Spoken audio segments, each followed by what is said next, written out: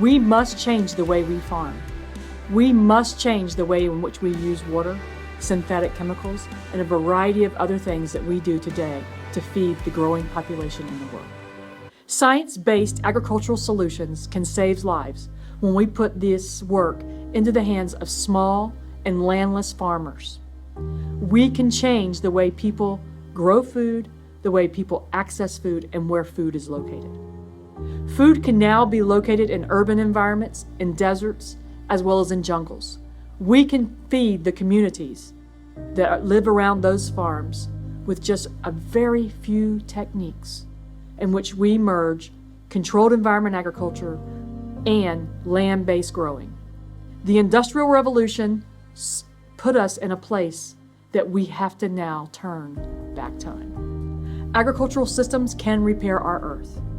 We are able to grow food using science-based solutions to do it faster, better, and a higher quality amount of food provided. When we intensely cultivate land, we are releasing carbon into the atmosphere. This carbon release actually could be repaired. If we were to increase carbon by 3 to 4% in all of our agricultural lands worldwide, we would actually be able to change the way and the amount of effects that have happened since the Industrial Revolution. We can do this.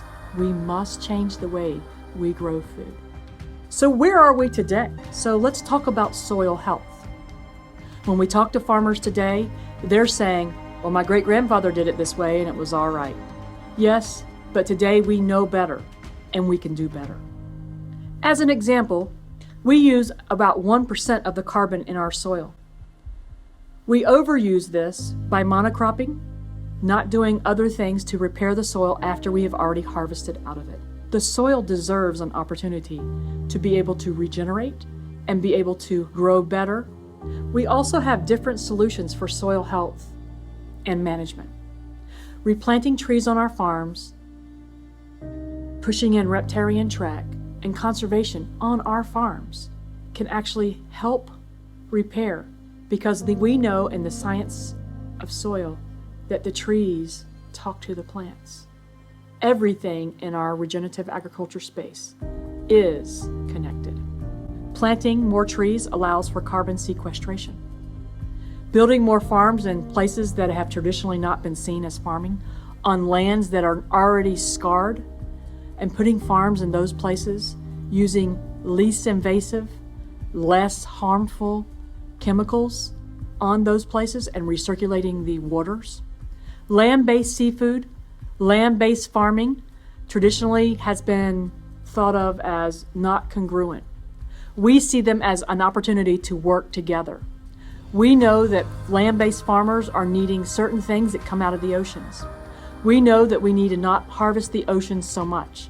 But this opportunity that we have before us using the science that has been proven to work, we are able to change the way people access seafood as well as produce using just a few different thoughts, just a few different techniques.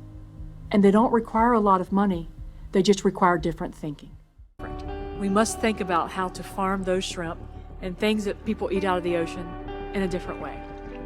Now, is shrimp boating and shrimping a way of the watermen and of the past? Yes. Do shrimp do something in the ecosystem? Well, yes. But must we do it the way we've always done it? Can we do it differently? Very important keystone species, or they can be very important to the ecosystem in the area. And if they're caught as bycatched and not released, they become dead and the system becomes depleted over time. You can't keep trawling the system and over time expect us to be able to replenish the things that are trawled up. We work to teach people, the next generation of aquaculturists, watermen, waterwomen, how to farm differently, how to farm those shrimp or other marine species on land to be able to save our planet while feeding our people and making a profit. Utilizing controlled environments, aquaponics allows for crops of the highest quality to be grown from seed to harvest in as little as 30 days, with a fraction of the land and water needed for traditional farming. And being a closed-loop system means no effluent, fertilizers, or pesticides ever leaves the farm. This is very important to Angela because worldwide aquaponics is only a short walk away from the St. Johns River. Phosphorus has the potential to harm this river. The way Angela is doing things, she doesn't have to pick a rate. She doesn't have to say, I want to apply 100 pounds of phosphorus per acre in order to make my potatoes productive. She gets to say, I'm going to produce phosphorus naturally through my fish waste, and I'm going to give my plants the opportunity to take up as much phosphorus as they want. And what they don't want to use will just get recycled back into the waste stream. And that is a beautiful model for our future. She was able to shut down almost, 3.5 million gallons of water a day of discharge into this estuary. And that is hugely powerful. That affects us, everybody from right up through Hastings all the way up into Jacksonville, and the estuaries all the way around Jacksonville and the St. Johns River. Angela's aquaponics is groundbreaking in all senses of how she goes about it, from the way she staffs it to the way she cultivates the plants. She's basically restructuring the way you can utilize a property like this or a farm.